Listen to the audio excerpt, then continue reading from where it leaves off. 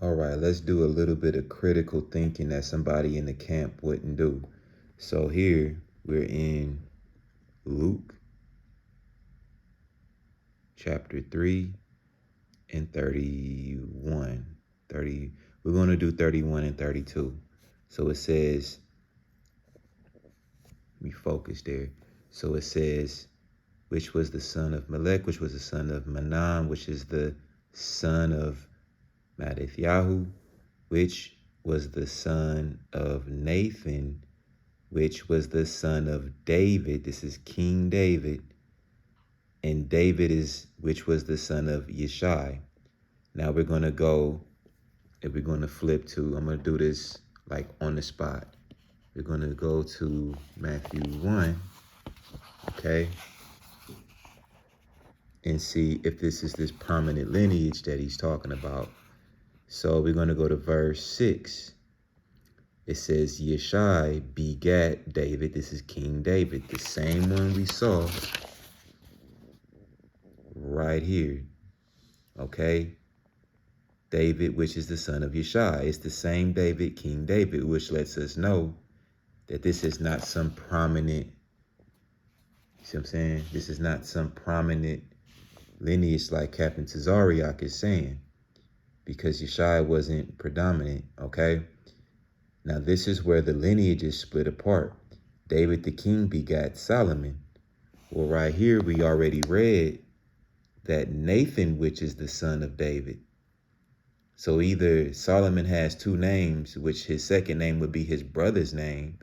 No, this is literally Nathan, the son of King David, and Solomon, the son of King David, letting us know that this is not the same lineage, and that this is the same lineage being one's prominent and this one's supposed to be the more detailed one. No, Captain Tazaryach is wrong. This is how leading down, when we go downward, because this is where we were, we go down to here, okay, the 14 generations. That's why it's important to count these. We won't be looking silly talking about, oh, it's the prominent woody woo woo woo. No, because one man can't have, if where is it? Oh, it's over here. It's right here, right? Joseph, it even says father right here, letting us know that the KJV, I'm going to pull this up in the KJV to show the other error. It says Jacob begat Joseph, the father of Mary, of whom was born, okay? So, and then that locks in the 14, 14, 14, okay? Because if this Joseph here is the husband, it would be 14, 14, 13. That's the error. See, these accounts here in this book happened prior to the accounts in this book. So when someone's translating the book of Matthew, well, they're going to assume that this Joseph here in Luke 3, where is he? Wait.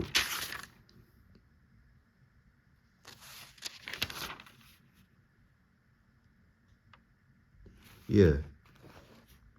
They're going to assume that this Joseph here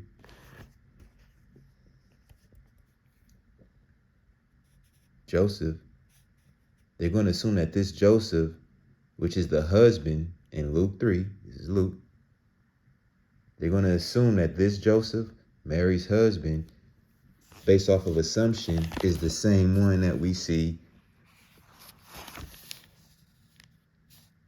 over here.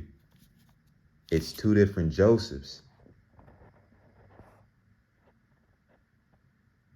You would have to show literally how one man, Joseph, comes from Solomon,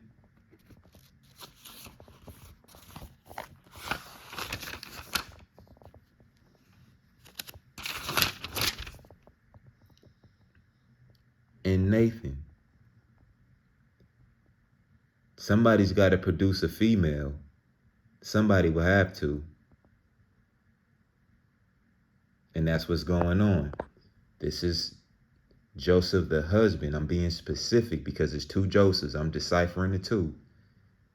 You would have to show how, if let's say it is Joseph the husband in both. You would have to show how he got two daddies, basically. How does he go back to Nathan and Solomon? You would have to admit that you are going off of an error in translation. Again, oh, I said I was going to do that too. I'm going to go back to, so we right here in Matthew, right? So you right here in Matthew. Now, 1:16. Jacob begat Joseph, the father of Miriam. Now we're going to go to the KJV, read the same verse, 1:16 of Matthew.